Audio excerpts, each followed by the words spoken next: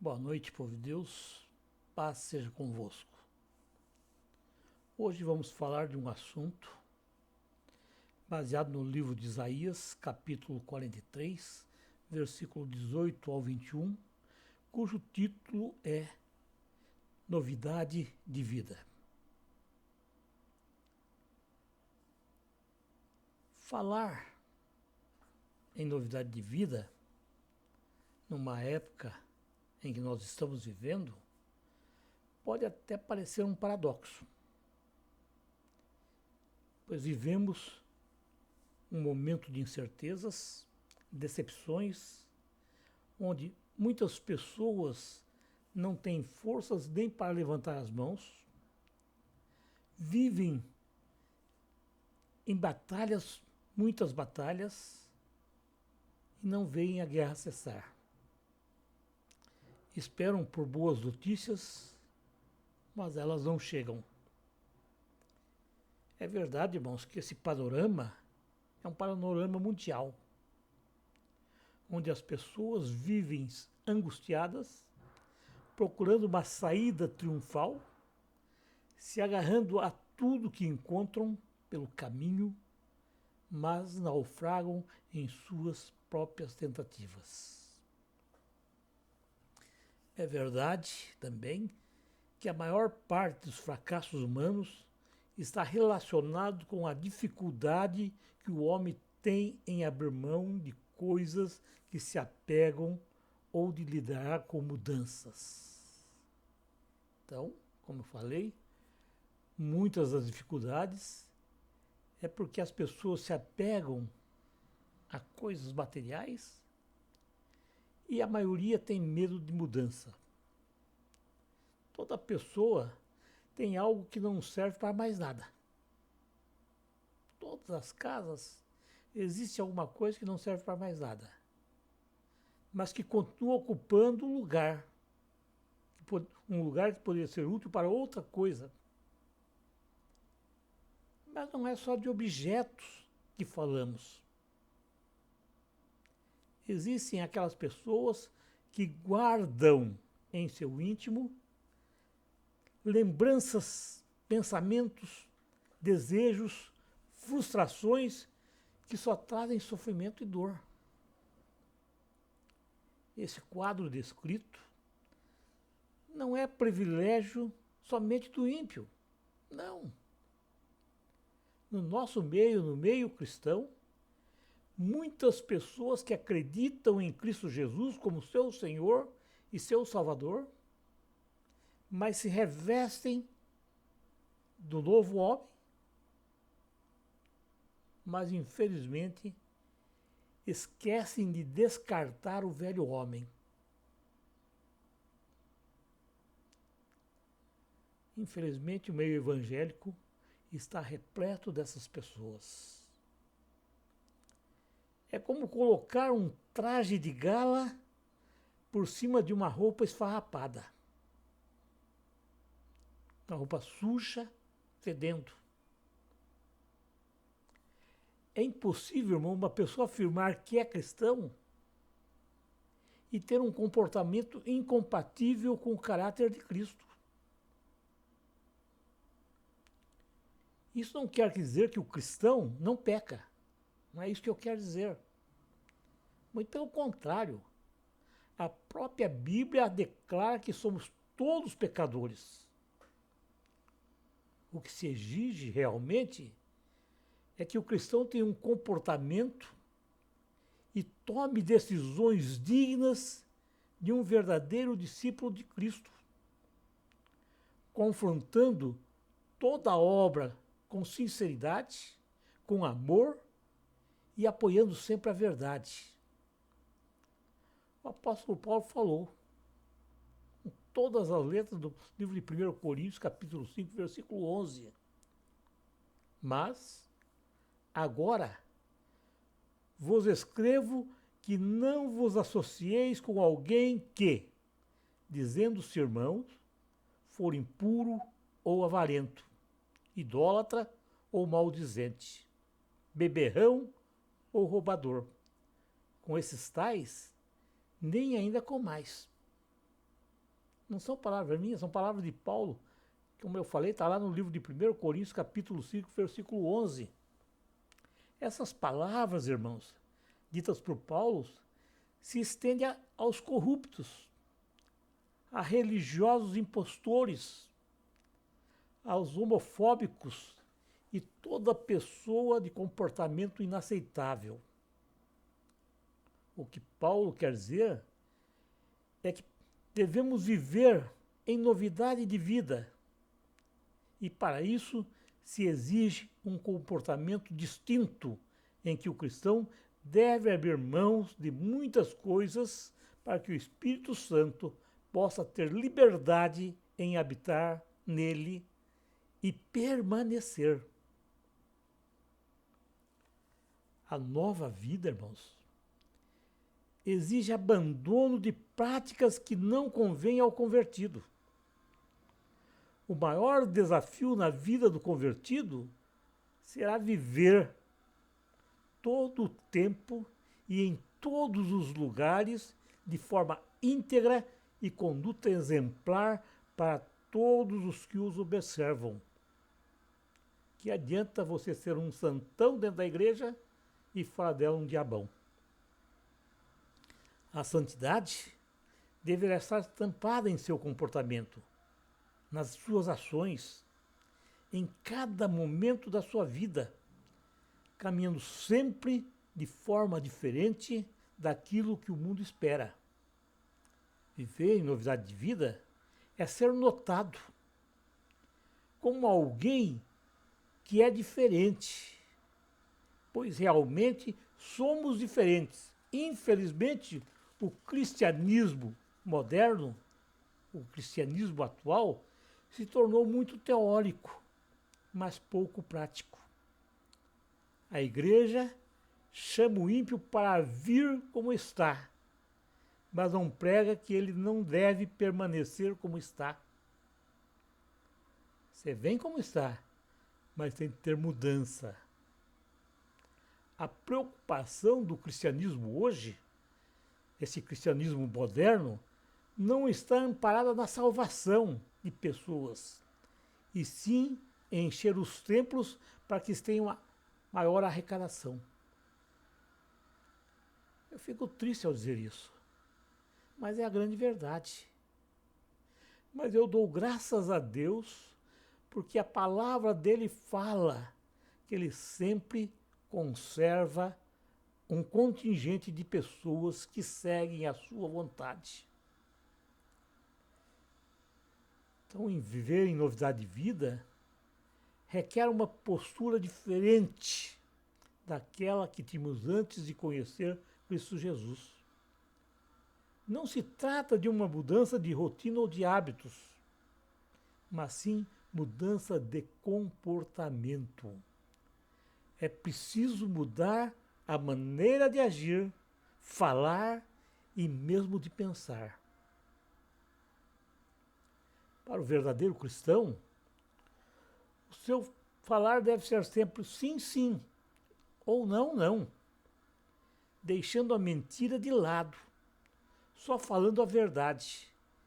Isso equivale a dizer, irmãos, que na vida consagrada a Deus não existe lugar para mentira, uma vez que não existe mentira pequena ou grande. Se é mentira, acabou.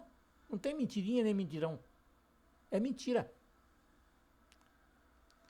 O que existe, então, verdadeiramente, é a mentira. E mentir é uma das fontes do pecado e provém do encardido, que é o pai da mentira. Está lá escrito em João, capítulo 8, versículo 44, o diabo é o pai da mentira. Então, nossa boca deve ser uma fonte de verdades, em cuja palavra se pode confiar.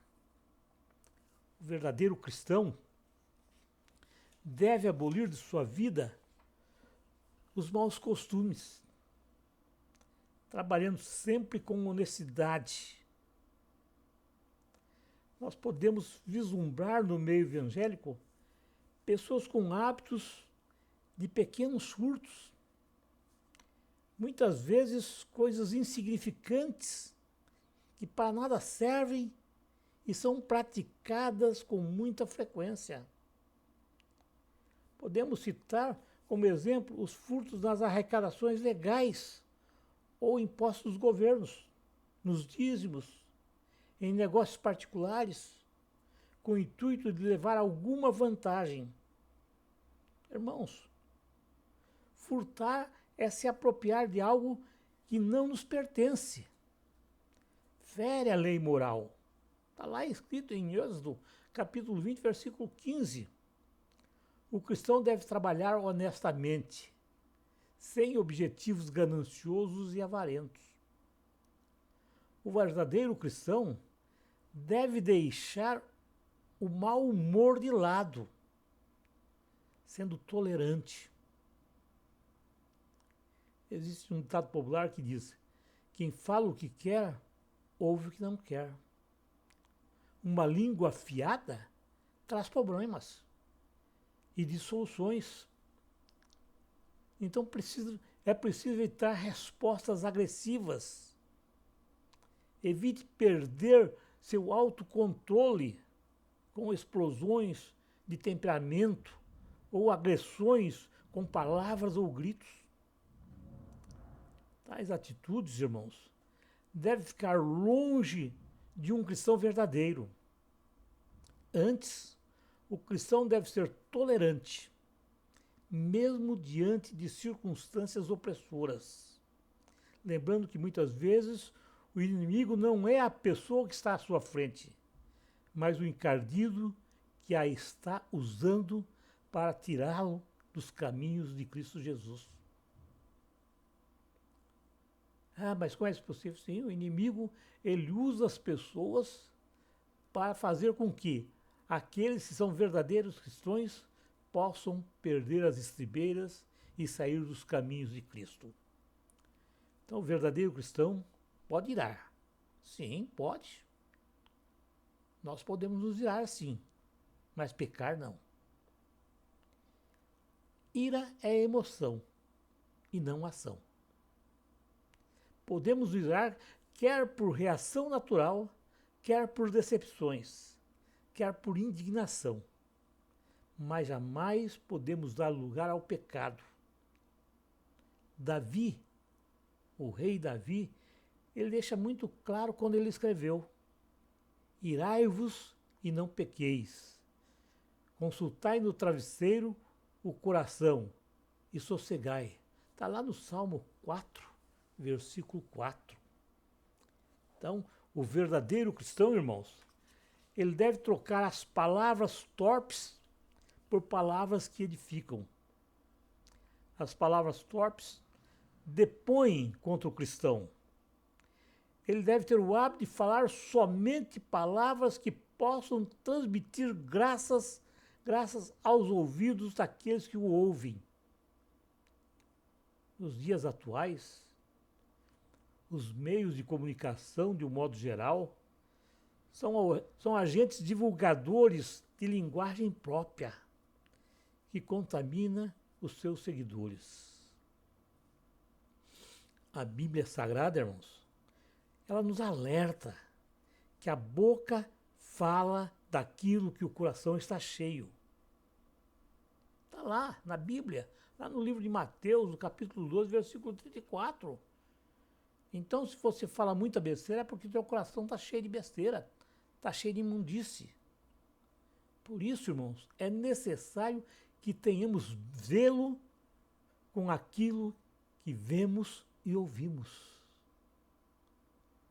Se você só ouve coisas que não prestam, você só vai falar coisas que não prestam. Se você só ouve coisas que não prestam, você só vai falar aquilo que não presta. Então, viver em novidade de vida é não entristecer o Espírito Santo, o Espírito de Deus. Não sou eu que estou falando isso, não.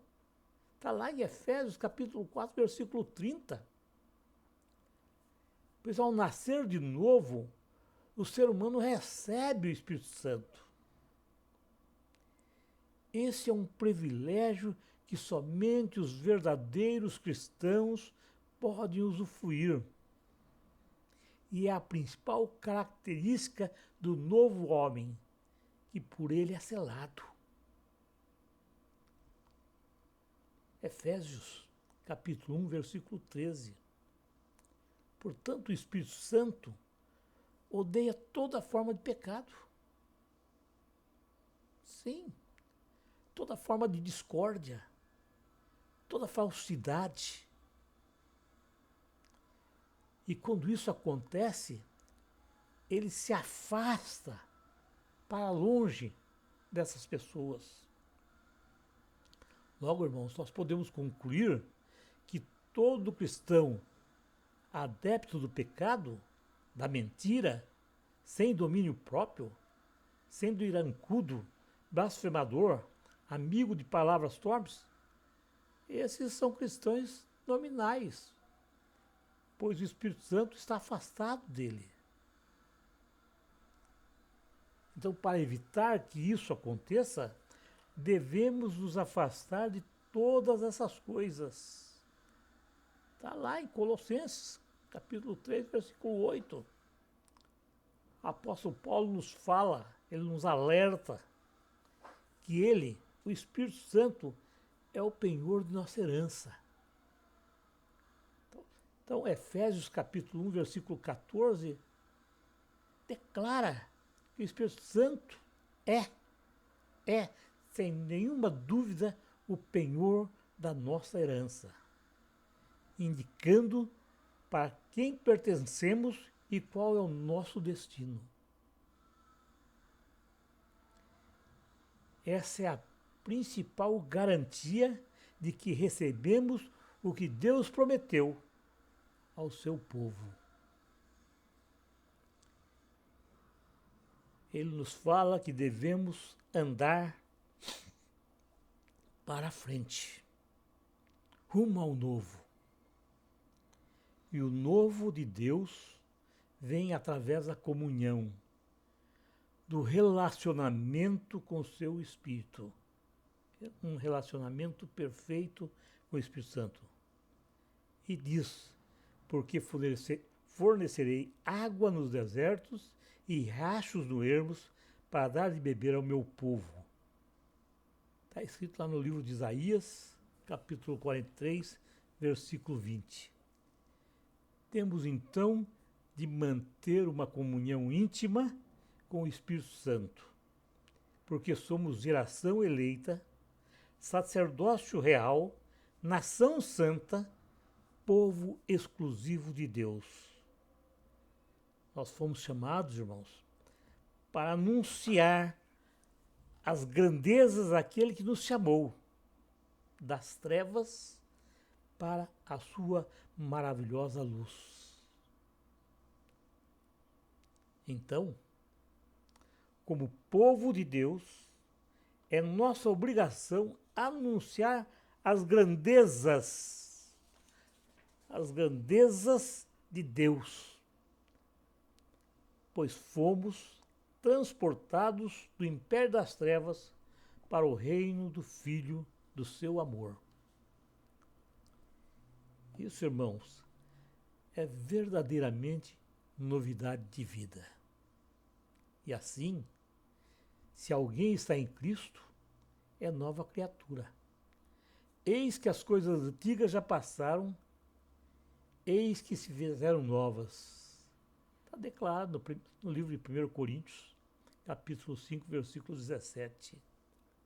Portanto, não importa a forma com que vamos anunciar as grandezas realizadas por Deus.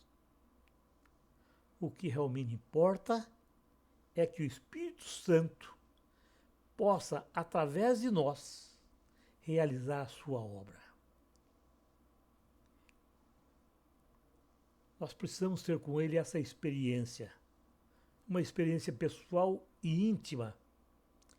Conhecendo o poder de Deus, podemos então sentir os seus efeitos, mesmo não o vendo.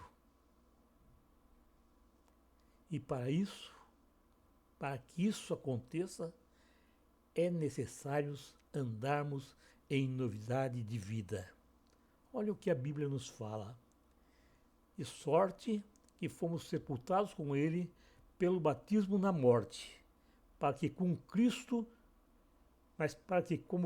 foi ressuscitado dentre os mortos, pela glória do Pai, assim também andemos nós em novidade de vida. Está escrito lá em Romanos, capítulo 6, versículo 4. Tem mais. O Espírito do Senhor é sobre mim, pois que me ungiu para evangelizar os pobres, enviou-me a curar os quebrantados do coração. São palavras de Jesus, lá no livro de Lucas, capítulo 4, versículo 18. Portanto, irmãos, só pode experimentar estas coisas quem é nascido de novo. Quem for nascido de novo, tudo é loucura. Mas nós que somos nascidos de novo, que recebemos Cristo Jesus como Senhor e Salvador de nossas vidas, nós temos a certeza e podemos experimentar, podemos ter experiências com Deus. Paulo, ele nos alerta que nós não podemos ser ignorantes acerca dos dons espirituais. Está lá, 1 Coríntios, capítulo 12, versículo 1. Os dons espirituais existem e são dados àqueles que verdadeiramente aceitaram a Cristo Jesus como Senhor e Salvador de suas vidas e foram batizados pelo Espírito Santo. Mas para que isso aconteça, irmãos, é preciso conhecer a palavra de Deus, conhecer o ministério do Espírito Santo. Assim se fará presente em nossa vida e vamos viver uma vida que possamos usufruir de sua intimidade, atraindo cada vez mais para nós. Com certeza, com isso teremos audácia para falar coisas pelo Espírito. E onde colocarmos a planta dos nossos pés, iremos derramar do Espírito Santo. Mas se resistirmos, ele não virá. E então deixaremos de participar das insondáveis riquezas de Cristo Jesus. Sim, as insondáveis riquezas de Cristo Jesus. Isto é, da sua dispensação da graça, das múltiplas manifestações, da sabedoria de Deus e do seu eterno propósito. Cristo falou para nós, com toda essa palavra: os sinais seguirão aqueles que crerem. Curas, maravilhas e milagres farão. Ele foi além.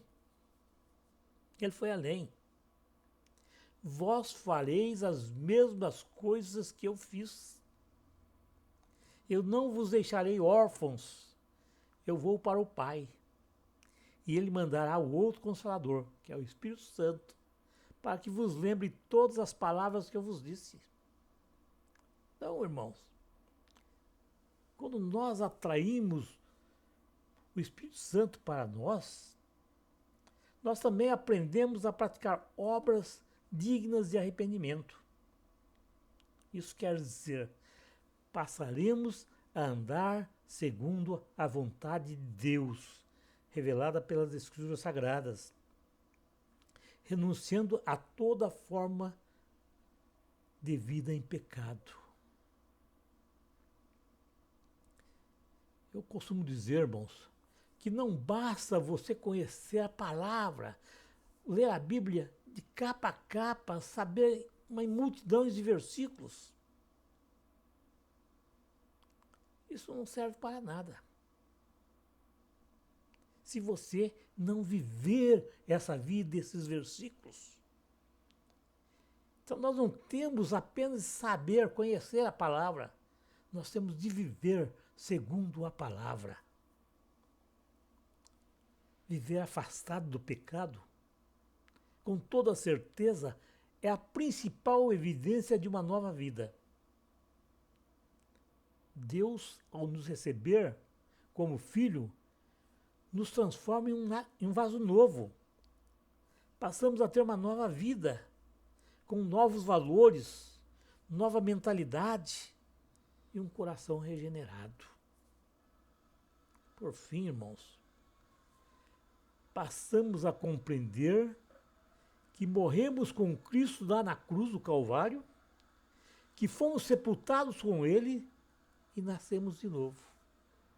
Assim como Ele ressuscitou, nós também, ao aceitarmos Cristo como Senhor e Salvador da nossa vida, nós também ressuscitamos para uma nova vida. Nós ressuscitamos para viver em novidade de vida, vivendo com fé, vivendo por fé, crendo naquilo que Deus falou, crendo na obra de Cristo que Ele realizou na cruz do Calvário, pagando com sua vida a nossa dívida para com o Pai, nos libertando do poder e domínio do pecado, fomos libertos. Estamos livres do domínio do pecado. Cristo nos libertou para a liberdade, para sermos livres. Nós fomos libertos para servir a Deus e revelá-lo ao mundo. Lembre disso. Você foi liberto, se tornou livre para fazer a vontade de Deus, para servir a Deus, para viver como Cristo viveu nessa terra. Amém.